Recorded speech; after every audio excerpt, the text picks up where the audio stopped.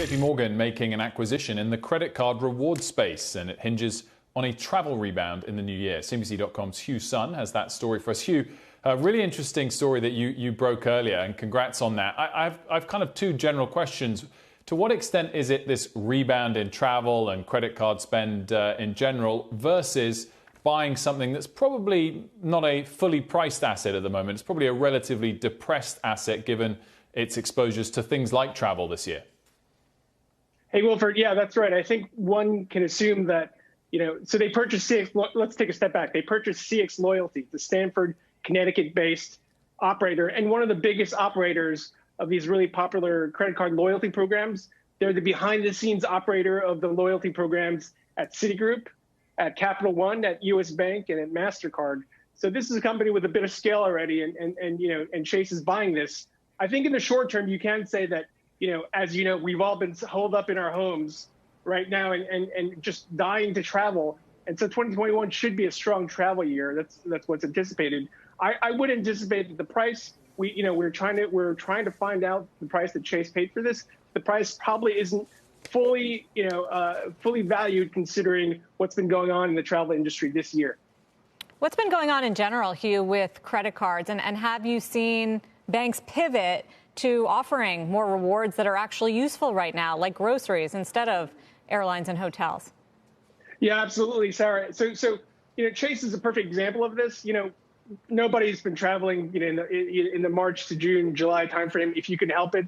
So what Chase did was that you saw them amp up, even with their Sapphire Reserve card, you saw them amp up the rewards you could get in other segments that were popular, clearly shopping for food, that type of thing, and so that they rejiggered it. However, Chase is, very bullish on the ultimate, rebound in travel, rebound in pleasure travel that's anticipated to happen. And so, by making this move, they think that they can own both ends of the, the travel loyalty ecosystem. On the one hand, they have the millions of customers, for their popular credit cards.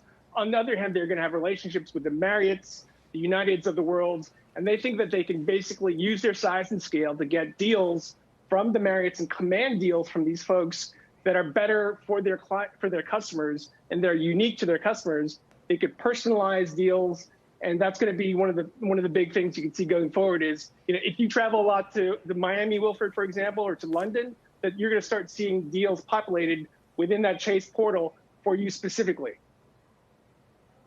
I think it's really interesting, Hugh, and the other thing that stood out to me, that Marianne Lake, of course, was the person that drove this. I mean, it is within her department, but interesting to see an acquisition, albeit a small one, being announced by her, and the press release being her name all over it.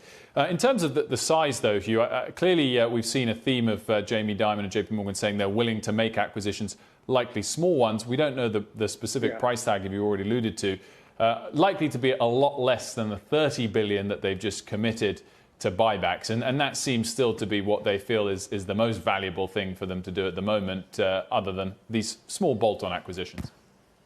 Yeah, Wilford, we've seen them be relatively disciplined in their M&A activity, walking away from deals that their competitors like Morgan Stanley ultimately grabbed and took advantage of. So I would anticipate that this deal isn't at a rich valuation, but it really shows that JPMorgan wants to own the verticals, within travel on one hand, other verticals including payments in medical payments and other areas. So you really see them wanting to build out and own these verticals, and then really just use their might and their scale to take advantage.